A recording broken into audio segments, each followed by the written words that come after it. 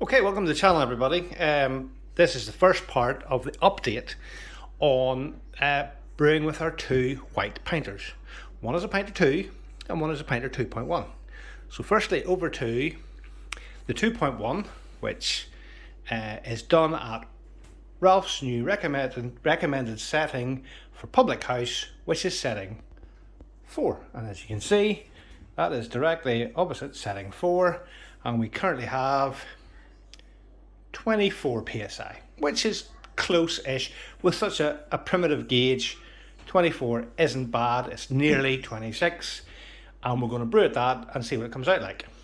Then we've a good old-fashioned Pinter 2. So with a kegland valve, it is currently reading 26 psi, and I was able to achieve exactly 26 psi by turning the dial down to that. What does that look like, guys? About 0.75. So that PRV is quite tight. So what we intend to do with this is now 48 hours in. We do have an eye spindle in the new Pinter 2.1 to see how it's getting on. Currently it is 48 hours in and we are 48, so 50, nearly 50% attenuated, 48%. And an ABV of 2.69. So there's nothing wrong with the brewing. Everything is going as it should. Lovely curve on the eye spindle, everything going properly, and I am sure that in the good old Pinter 2 things are exactly the same. We will brew out to just the standard times, and we will show you in the video what happens when we undock them. Standard time on this, we will just it will remain at setting 4, where in this one, if you watch our other video, after 3 days, maybe slightly longer, we will then turn the dial up to setting 2, crank that pressure up to probably about 32 psi. Once all the brewing stage, all the fermentation has mostly been completed, then we will move on to the carbonation and pressurization stage. Big words, but it's actually not that complicated. It's only 2 stages. So join us in a few days' time when we undock these and we'll see what their chubs are like. Hi everybody, welcome back. The brewing stage is now complete. Well, we hope it is. So this is our Pinter 2, the old one. And as you can see, we did it in 2 stages and we've boosted the pressure up at setting 2 now. And we're sitting nearly at 30 psi, which for me is perfect.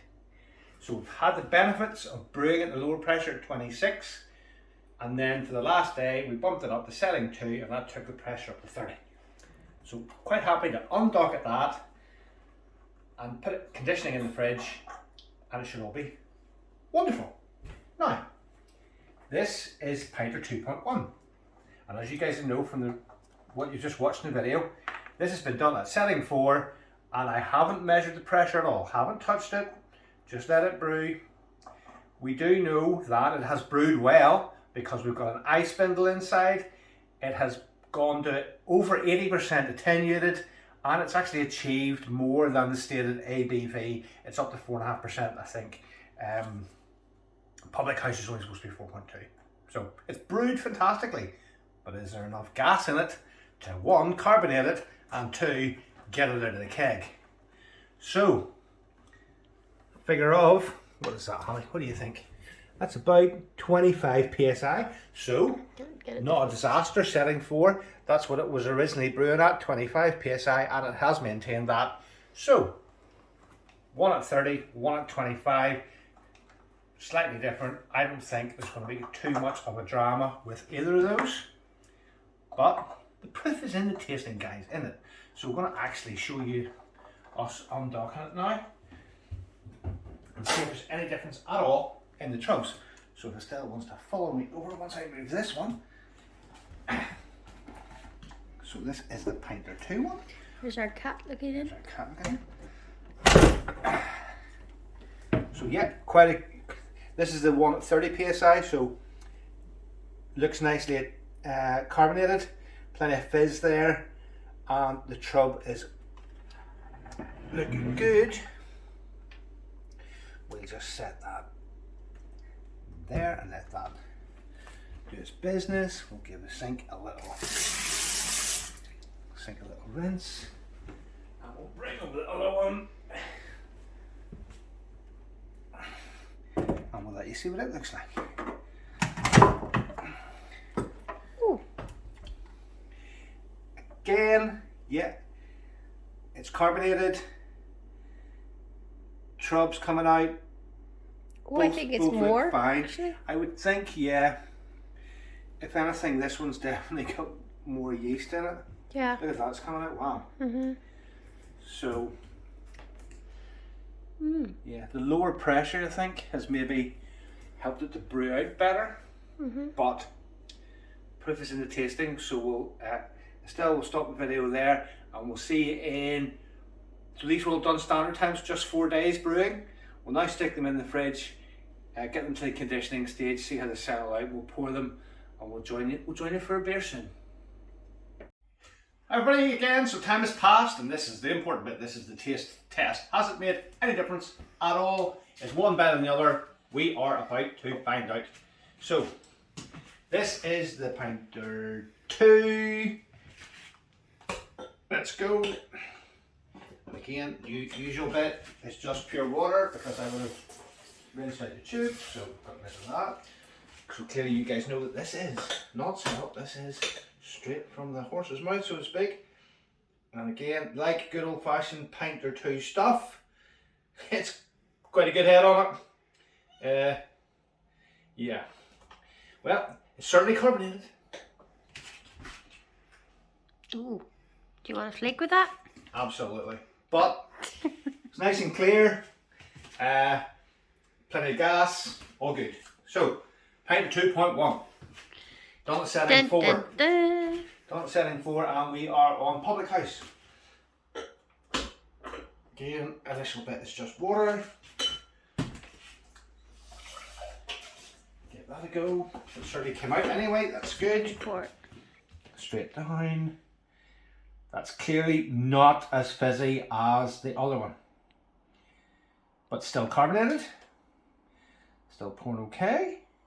Question is, I think if you're having successful pints out of Pinter 2.1 and 2, brilliant, fantastic, and hats off to you. Some of our guys have been having issues with, they get the first 2 or 3 out of this, out of the 2.1, and then it dies a death.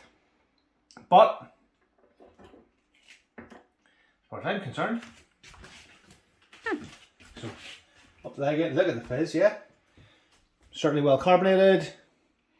Nowhere near as fizzy as done in the Pinter 2. So yeah, that looks mission successful. What do we think? Now these glasses are nucleated, i.e. there's engraving on the bottom, so they will create more fizz naturally. Shall I give this one a go? If I can suck through all the foam. I'm saying nothing. Oh, fantastic. It's actually quite nice, even though... So what? You try that one, see what you think. Okay. I'll try this one. It's a wee bit bitter, but I think that's Public House, isn't No, I think that's holding its fizz better because it didn't foam up so much initially. I think I like this one better. But to be fair, I'm not a very big fan of Public House. As well, the Pinter 2 had a better chub. So, you want to have a wee look at those, honey? We'll just say, guys, I think it seems to have worked fine. So the one on the left was the one on the left, 4. this one here is Pinter 2.1. And the one on the right. The one on the right is the old Pinter 2. I don't know whether it's a light, but the one on the left looks clear.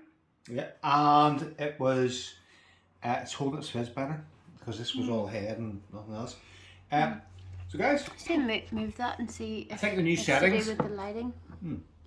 Oh, it is. It's to do with the lighting. That's it. So it is clear. But it's nowhere near. I mean, that's Pinter 2.1 is fizzing away like Billy.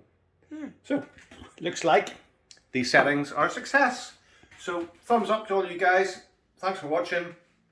Looks like, I mean, I got up to 20. I think if you look back in the video, I got up to 24 psi or something on the Pinter 2.1. Looks like it's a good job. Or 25 might have been, so as close as. So Great job. We will be sending back our Pinter 2s, and hopefully our 2.1s continue to be a great resounding success, and you guys have great success with your beers too. Thanks for watching. If you have any questions at all for myself or Estelle, stick them in the comments down below. I don't know if you could answer any of your questions, but I'll answer the questions. And what I'll do is I'll do a wee tiny quick update. So in 4 pints time, just make sure I can get that all out of the 2.1 and update you guys. Have a nice weekend. Enjoy yourselves. Thanks for watching. Bye.